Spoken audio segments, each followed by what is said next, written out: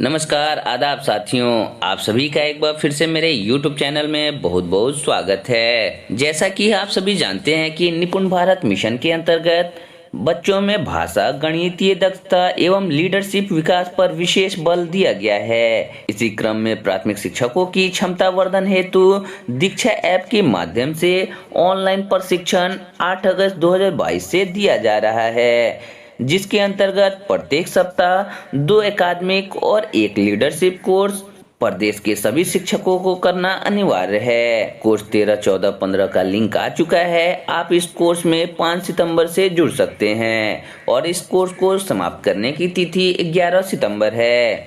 आप इस बीच में इन दोनों कोर्सेज को करके इन कोर्सेज का सर्टिफिकेट प्राप्त कर सकते हैं। आज के हम इस वीडियो में कोर्स 13 भाषा शिक्षण में परिवेशीय संसाधनों का महत्व के अंतिम प्रश्नोत्तरी में आए सभी 10 प्रश्नों का सटीक आंसर जानने का प्रयास करेंगे। उससे पहले अगर आपने हमारे चैनल को अभी तक सब्सक्राइब नहीं किया है तो सब्सक्राइब जरूर करें।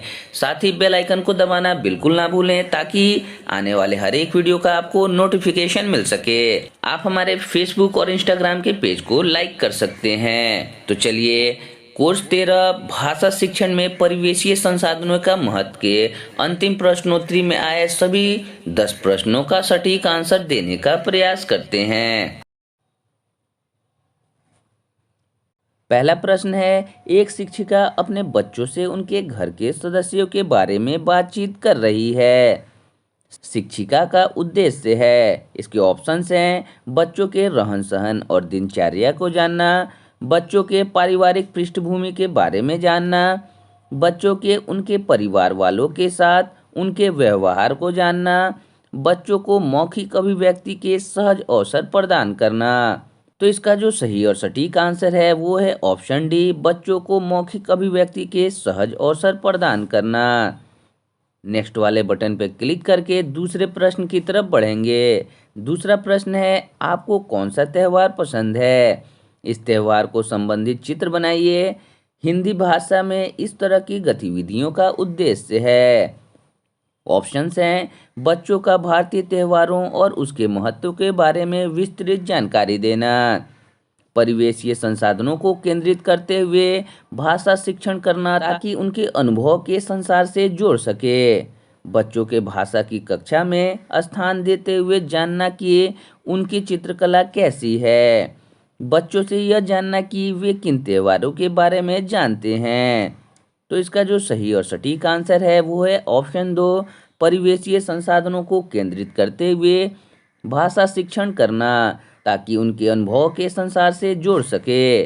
नेक्स्ट पर क्लिक करके तीसरे प्रश्न की तरफ बढ़ेंगे। तीसरा प्रश्न है, भाषा की कक्षा को भाषा समृद्ध परिवेश के रूप में कैसे प्रस्तुत किया जा सकता है? ऑप्शंस हैं विभिन्न प्रकार की आकर्षक पुस्तकें सजाकर, केवल दीवारों पर आकर्षक पोस्टर लगाकर, दीवारों पर सूक्तियाँ एवं उपदेशात्मक वाक्य लिखकर, कविता एवं कहानी के पोस्टर, कंकड़, फूल, पत्तियाँ, अखबार, पत्रिका आदि का प्रदर्शन करके। तो इसका जो सटीक आंसर है वो है ऑप्शन डी। ऑप्शन डी पर क्लिक करके नेक्स्ट वाले बटन पर क्लिक करेंगे। अगला प्रश्न है, भाषा सीखने के लिए सर्वाधिक महत्वपूर्ण है। इसके ऑप्शंस है भाषा के व्याकरणीय नियम, पाठ पर आधारित अभ्यास कार्य, भाषा समृद्ध वातावरण, भाषा की पाठ्यपुस्तकें। तो इसका जो सही और सटीक आंसर है वो है भाषा समृद्ध वातावरण। आप ऑप्शन सी पर क्लिक करके नेक्स्ट वाले बटन पे क्लिक करेंगे। अगला प्रश्न है, भाषा में परिवेशीय संसाधनों का प्रयोग करते समय क्या नहीं करना चाहिए? ऑप्शंस हैं बच्चों के दैनिक जीवन से प्राप्त अनुभव का प्रयोग, उच्च स्तरीय मानवकृत भाषा युक्त साहित्यिक कृतियों का प्रयोग, बच्चों के परिवेश से जुड़ी रचनाएं जिसमें भाषा से अलग अलग छटाएं हों, मितव्ययी और सर्वसुलभ हों। तो इसका जो सही और सटीक आंसर है वो है ऑप्शन 2, उच्च स्तरीय मानवकृत भाषा युक्त साहित्यिक कृतियाँ का प्रयोग। आप इस पे क्लिक करके नेक्स्ट वाले बटन पे क्लिक करेंगे। अगला प्रश्न है, प्राथमिक विद्यालय में शिक्षकों द्वारा वार्षिक कार्यक्रम का आयोजन किया गया। इस कार्यक्रम की रिपोर्ट सभी बच्चों को तैयार करने को कहा गया। शिक्षकों का उद्देश्य था पूरे कार्यक्रम का विवरण लेना, कार्यक्रम का प्रचार प्रसार बच्चों के माध्यम से करना, विभागीय क्षेत्रों एवं स्थितियों में हिंदी की विभिन्न प्रयुक्तियों को समझने की योग्यता का विकास, बच्चों की मौखिक अभिव्यक्ति के साथ साथ लेखन क्षमता का विकास एवं मूल्यांकन करना। तो इसका जो सही और सटीक आंसर है वो है ऑप्शन डी। डी पे क्लिक करेंगे और नेक्स्ट वाले ऑप्शन पे क्लिक करेंगे। अगला प्रश्न है, परिवेशीय संसाधनों द्वारा बुनियादी स्तर पर भाषा के किन आधारभूत भाषाई दक्षता एवं विकास से संबंधित समुचित अवसर प्रदान करते हैं। ऑप्शन हैं श्रवण, बोलना, पढ़ना और लिखना। तो इसका जो सही और सटीक आंसर है दो। आप इस पर क्लिक करेंगे। क्लिक करने के बाद अगले प्रश्न की तरफ बढ़ेंगे। भाषा शिक्षिका के रूप में हमारा उत्तरदायित्व है प्रदत्त गृहकार्य पर बल, बच्चों में अनुशासन बनाए रखना, पाठ को ससमय पूर्ण करना, भाषा को परिवेश से जोड़ना। तो इसका जो सही और सटीक आंसर है वो है भाषा को परिवेश से जोड़ना। अगला प्रश्न है, भाषाई क्षमता संवर्धन में हम किन किन संसाधनों का प्रयोग परिवेशीय संसाधनों के रूप में कर सकते हैं। मानवीय एवं प्राकृतिक संसाधनों को, वस्तुओं एवं सामग्रियों को, धरोहर, कला एवं शिल्प को, तकनीकी युक्त भौतिक संसाधनों को।